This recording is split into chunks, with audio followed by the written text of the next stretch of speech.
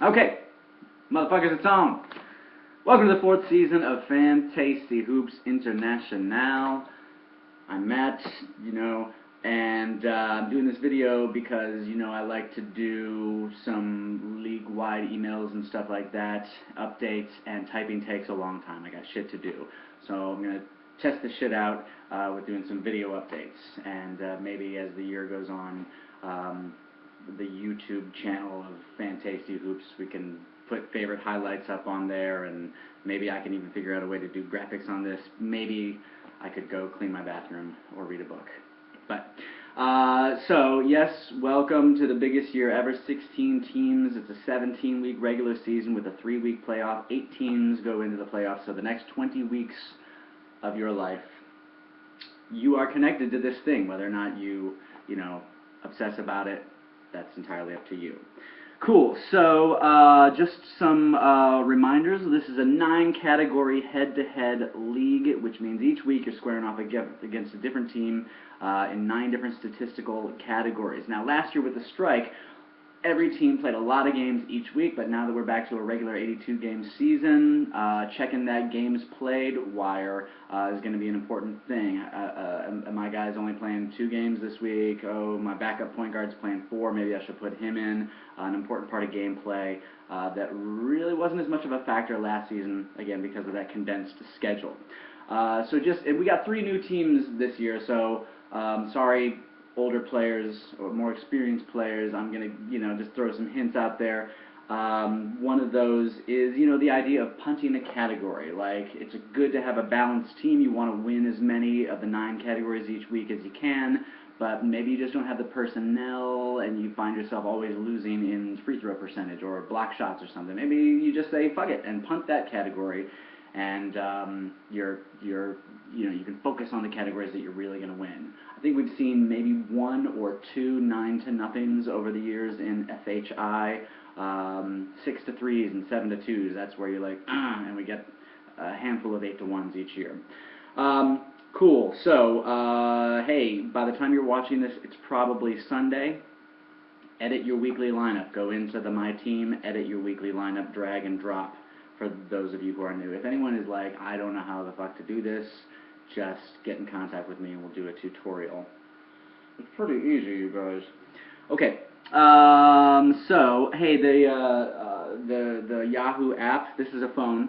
The app is pretty good. You can change your lineup and follow the scores.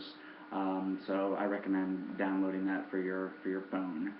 Alright, so I did want to do some division talk, and sorry I can't add photos and video to make this more interesting, but I just want to break down the divisions real quick and give you my predictions. I gave some snap decision predictions after the draft, but now I've taken a look. London division. There's been 3 division winners in 3 seasons, and maybe this is the year for 4 in 4 if London Looters can pull it off with Sam Barnes. Now, he had my snap judgment call on the draft, but looking back at it, I was kind of like, why? But I do like his move of picking up Roy Hibbert. I had the #1 waiver. I was going to go with Hibbert, but with these small rosters, I couldn't, there wasn't anybody I wanted to cut above Hibbert. So if Hibbert does become resurgent, I know he's struggling right now, maybe perhaps London Looters could pull off this division. Reigning champion Angels, Graham, has a bit of a young, risky, no-name team, so I don't know, I'm not feeling it right now, but I know that Graham will definitely go for it and be checking that waiver wire. Acer Pies, auto-picked. John Keane wasn't there. No word from him. What was he up to? We'll never know. Has a pretty balanced squad, but like a lot of the auto-pick guys, injuries are affecting his squad straight out the gate. And then Glass Griffins. Glass Griffins, they're my pick. They're my pick to win the division, even though Tom is now, for some reason, a Miami Heat fan. But his squad just has such a great sounding lineup. Maybe it's the flash of it that's getting me, but Jeremy Lin, Kobe, I like Evan Turner, Millsap, Tyson Chandler, good balance, different categories represented there. So, Chicago division. Bulls will eat you. Kevin Bensley. This has been his division. I don't know if he's ever been beaten. He's got a solid lineup. Names and balance could be very tough, especially if Kevin Love comes back to the lineup in a relatively short period of time. Just a dominant guy. The only other returning person from this division is Seth Unger with Jordan. And let's see, I'm not sure. Maybe it's because he has two different Miami Heat players, or that his number one pick was Al Jefferson, who was my number one pick last year, and I feel like didn't carry me. But I'm not so sure about Seth this year. So there's two of the expansion teams in this division with them. Would seem to favor the older guys, but let's see, because Aaron Stevenson is coming with the bench knobs. That's a penis joke, but also a reference to the Chicago Bulls. And he got the number 3 pick overall, so Chris Paul. Then he got some older guys, Paul Pierce and Tim Duncan.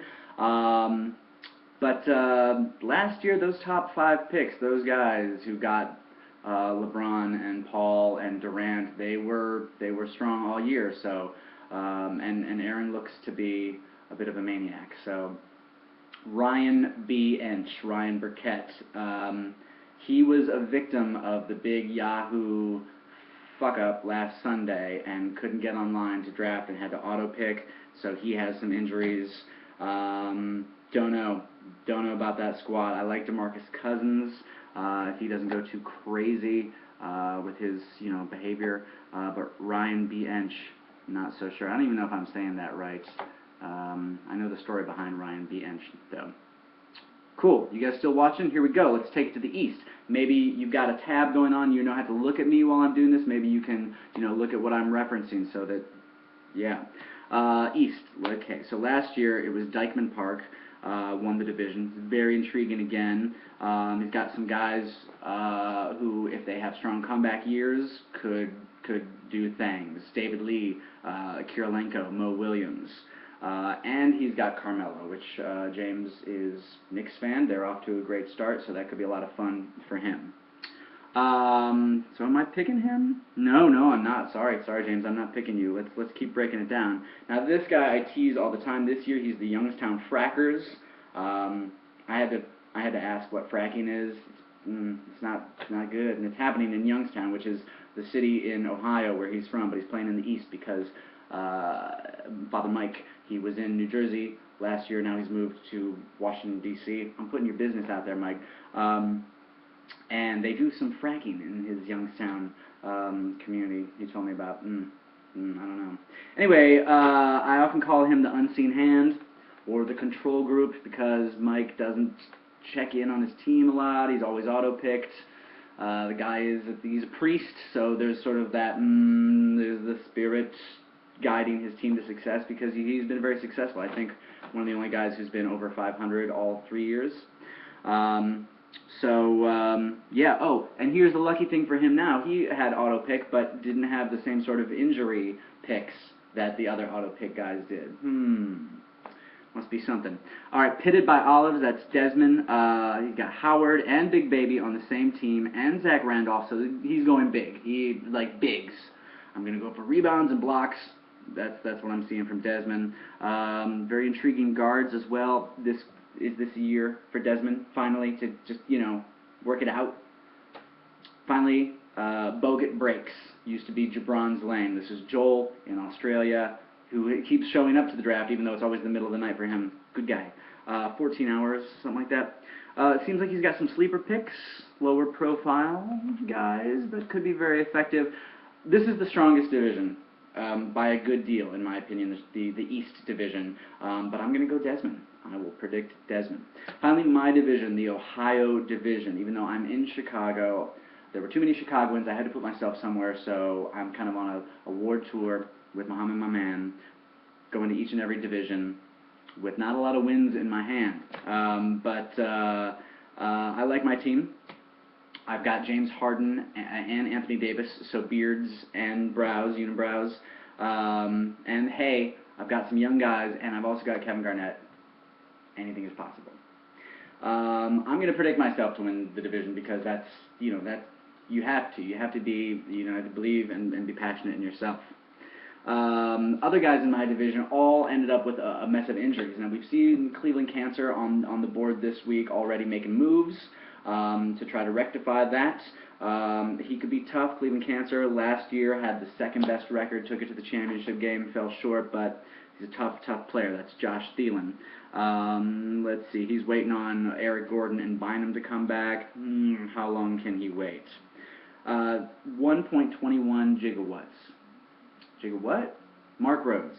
And he's got Durant and Blake Griffin. Fun. And he's waiting on Dirk to come back. That's a team that I would enjoy having and watching. We'll see how long it takes for Dirk to come back. But Gigawatts, yeah, definitely a potential challenger to me. Come with it, Mark. And finally, our new guy is Sam Sherwin, and I do want to let you guys know about his sports blog, which is called Cleveland Sports Torture. He's a writer for this collective of Cleveland sports bloggers, Cleveland Sports Torture. Maybe I'll link to it at some point. Anyway, his team is called SVAC, or SVAC. It's Cavs backwards. He's got Verajao there, so he's got the hometown favorite who's got like a career year starting off, but Verajao always breaks down. But maybe he won't. Maybe he won't get hurt because the flopping rules means that his body will be falling down to the floor violently a lot less this year. He's got Russell Westbrook, lots of roster spots to long-term injuries, including Derrick Rose. So I don't know. That just can't be tenable to have that many roster spots devoted to long-term injuries.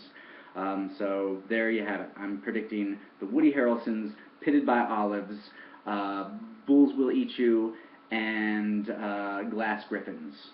Let's see how my predictions are. Okay, long video already. If you're still watching, thank you. Just a couple more things. Pay the $20. Go to PayPal. The instructions, I've already put them up. The email address is matthewrpierce@hotmail.com. Not my usual email address, but the one I use for PayPal. So last year was great. I hardly had to chase that many people. I would prefer not to send out, hey, can I have $20 emails? It's boring.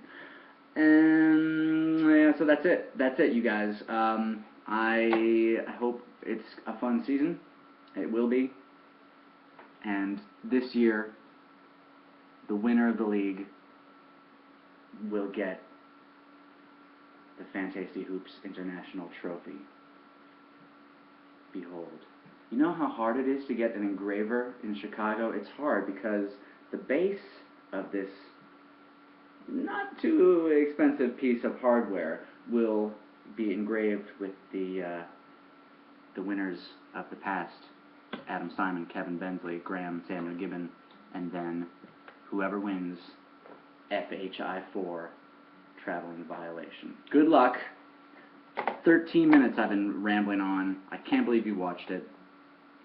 Wow.